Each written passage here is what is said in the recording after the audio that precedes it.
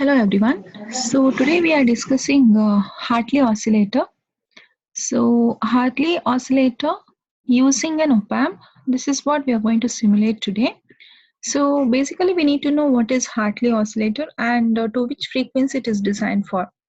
Hartley oscillators are commonly used in radio frequency range. That is recommended frequency range of radio frequency. It is from 20 kilohertz to 30 megahertz. So Hartley oscillators can be operated at frequencies lower than 20 kilohertz, but for lower frequencies, the inductor value need to be very high and it has a practical limit also. So in case of phase shift oscillator, RC circuit or RC network is used to get the oscillation whose frequency is in the audio range.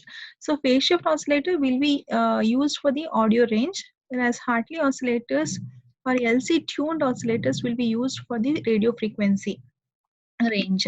So to get higher frequency of oscillation, feedback circuit should have inductor and capacitor. RC circuit, if I use, means in the feedback, the range of frequency range will be very much less. So if we want to obtain higher frequency of oscillation in the feedback circuit, we need to make use of inductor and the capacitors. So the oscillators that employ inductor and capacitor elements are called tuned oscillators. Okay. So under tuned oscillator, LC tuned oscillator, we have got two types, Hartley and Colpitts oscillator. So Hartley oscillator as shown in the figure, potential divider biased BJT amplifier and LC tune. Sorry, here we are going to make use of, it is not BJT, it is an op-amp with the LC feedback circuit.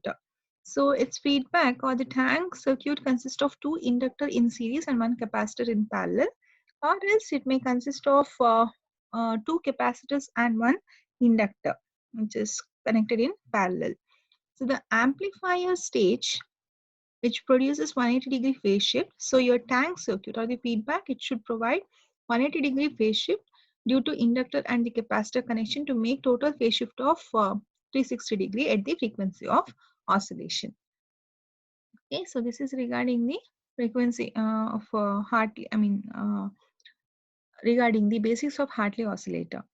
Now, when I come to the design part of Hartley oscillator, we need to know we already know the Barkhausen criteria. According to that, in order to obtain the sustained oscillation, my product of A into beta should be equals to 1. Okay, and the frequency of oscillation of Hartley oscillator, the formula is given by, because the feedback network uses only the inductor and the capacitor, so frequency of oscillation is given by, very important, you need to remember this equation, F is equals to 1 divided by 2 pi root LC, where two inductors we have made use of, so this is a L equivalent, that is nothing but inductor in series, so L1 plus L2. L1 plus L2. Okay. So next, this is the circuit diagram of your Hartley oscillator. You can see here, this is an inverting amplifier, feedback resistor, input resistor, and in the feedback path, you can observe here two inductors, and this will be connected in parallel with this capacitor. Okay, so this is actually the arrangement which is shown here. Feedback circuit is two inductors with the parallel connection with the capacitor. So two inductor means this inductor will be mounted on the same core. Okay, two different portions we have taken as L1 and L2 means it is in series, and capacitor C will be connected in parallel. So because of this, it will produce 180-degree phase shift in the feedback network. Okay, so this is the output we are going to get, that is the sustained oscillations we are going to get from the tuned network, that is LC network in the feedback path. Okay, so what is the operation now? How we will be getting the oscillations? That is, when the power supply is switched on, the transistor, it will start conducting. So the collector current increases, in the sense transistor conducts. As the transistor conducts, capacitor, it is connected between the input and the output of the op-amp. So capacitor starts charging, right? So this capacitor, it starts charging. So what happens if this conducts? This is going to charge, and once it reaches the maximum limit, charging limit, it is going to discharge. That discharging, it is through our L1, it is going to happen. So what is this charging and discharging it is going to happen? That will be turned as a oscillation. It will be turned as a oscillation. So this charging and discharging creates a series of damped oscillations in the tank circuit, and it is the key.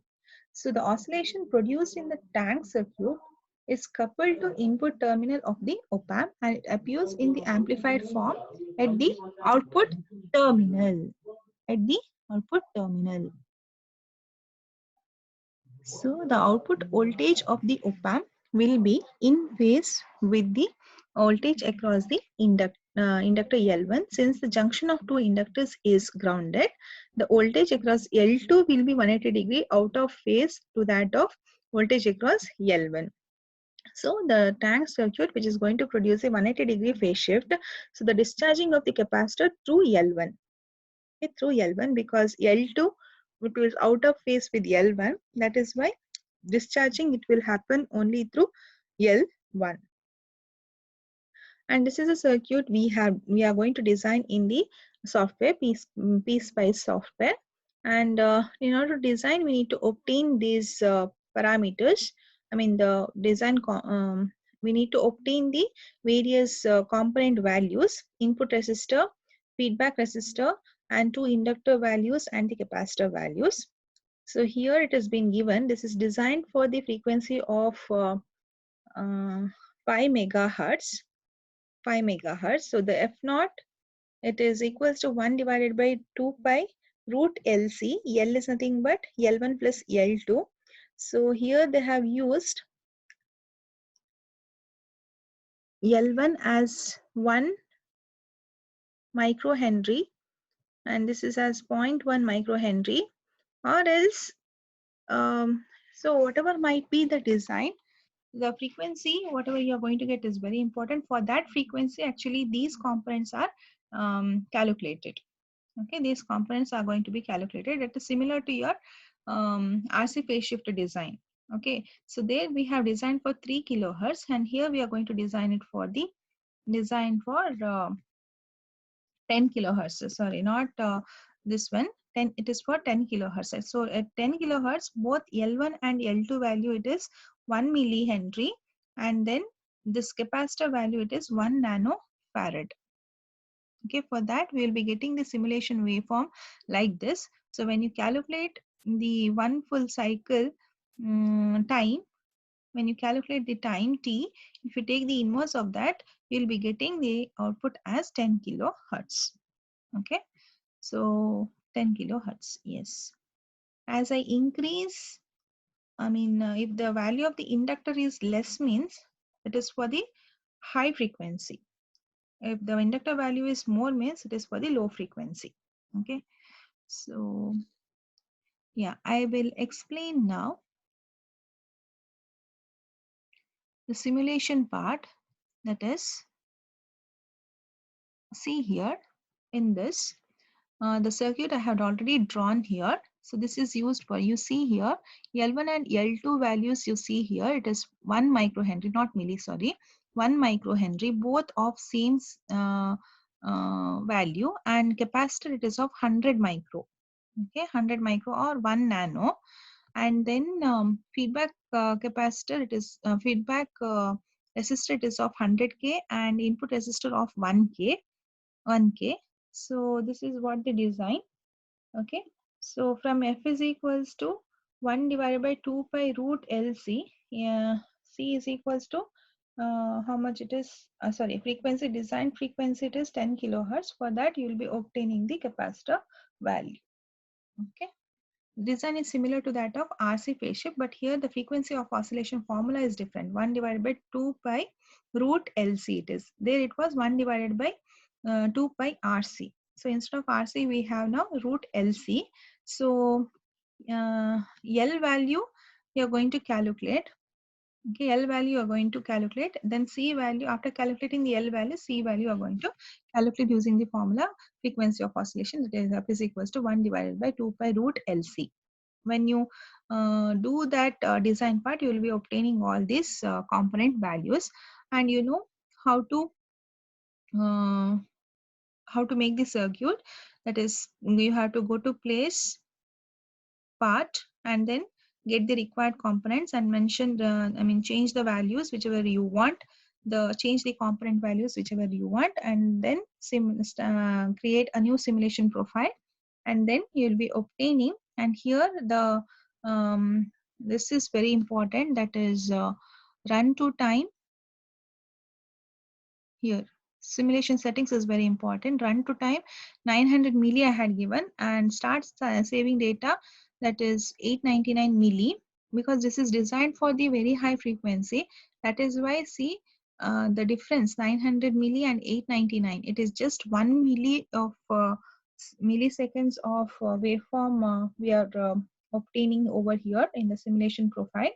And maximum step size I had given here 0.001 milli. Okay, so if you give this, you'll be obtaining this particular waveform, and you see the voltage, it is positive voltage, very less voltage it is. Okay, so then this is the output you're going to get. Frequency is constant and sustained oscillations you're going to get with a constant amplitude and constant frequency. Thank you. See you in the next session.